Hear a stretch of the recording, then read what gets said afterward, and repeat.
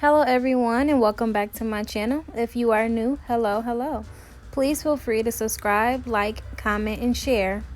Welcome to my DIY body butter, Cosmicash edition. Before I begin, I'm going to make sure I sanitize my hands. Of course, I washed them before, but I always like to sanitize all of my bowls and products, and I wear a mask when making my products as well, just for safety precautions, especially with what we're living in today's world. Now that I'm all gloved up and masked up, I'm going to show you my digital scale. It's essential for everything that I'm going to use for this DIY body butter. So here I have my shea butter. I'm just going to weigh it out. It's really up to you if you want to make this at home, how much you want to use. But I plan to make about 5 jars and a few samples. And before I open it, I like to crumble up my shea butter because the smaller the pieces there are, the easier it is with the double boiler method when you're melting it down. So I like to just cut them up. As you see, it's very crumbly, and it's because I like to beat it up with a roller or something to get those fine pieces going.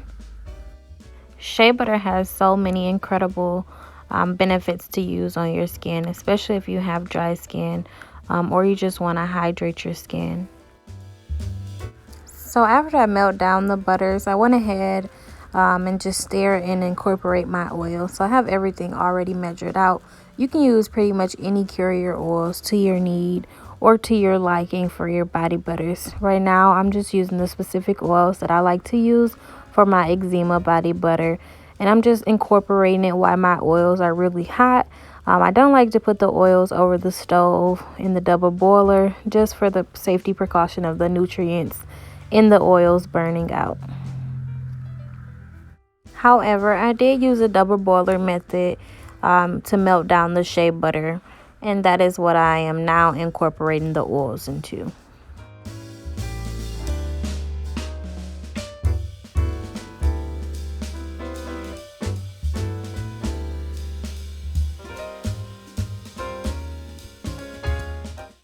I tend to just mix and incorporate my oils for about 2 to 3 minutes, and I normally can see when it's all mixed in great.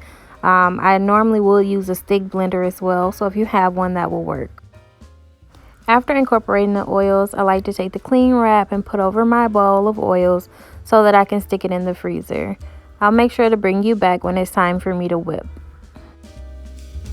After taking it out the freezer, I instantly blend. As you see on the edges that it is still frozen a little bit from it being solidified. So I go ahead and I blend all of that out to get the consistency desired. And make sure you stir from the bottom to make sure everything is incorporated. As you see, the darker yellow is just from the oils and the butters that needed to be blended out. And now you will see that it gets a much smoother texture and doubles in size as you keep going. Once I get the texture to my liking, I like to add my fragrance oil once I get my texture how I want. That way that I know I'm not burning the fragrance all off by adding it into the hot oils. And I just like to incorporate and fold it in before blending.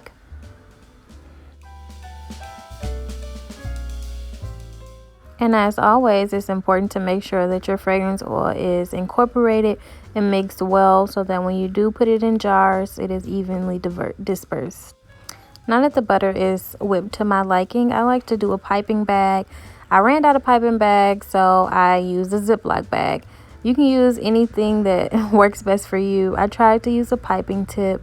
It just didn't work out because I cut the hole too big, but it normally always works. Just make sure you don't cut the hole too big like I did. I find it easier to just pipe my butters into my jars for a cleaner look, and it's much easier and saves time with the cleanup process.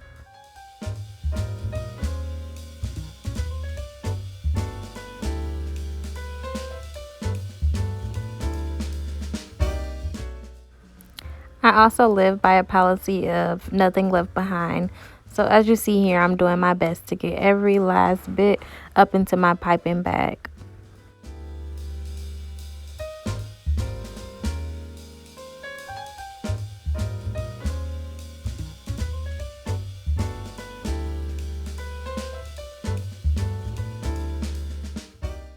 The fragrance that I'm getting ready to pipe is black raspberry vanilla.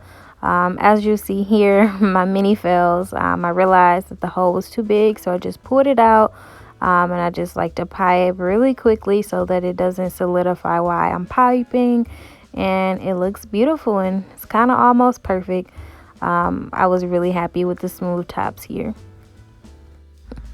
Wouldn't be me if I didn't make a mess. And as I'm piping, you may see me knocking the jars. I'm just making sure that I can get enough in the jar and I can get all of the air from the bottom of the jar out. Sometimes if you pipe and you don't knock the bottom, you may experience sinkholes. So to avoid that, I make sure I just pat it out and that it is the correct 8 ounces. Here is an up close and personal black raspberry and vanilla from Cosmicash. If you would like to purchase, feel free to check out our website. Thank you so much for watching.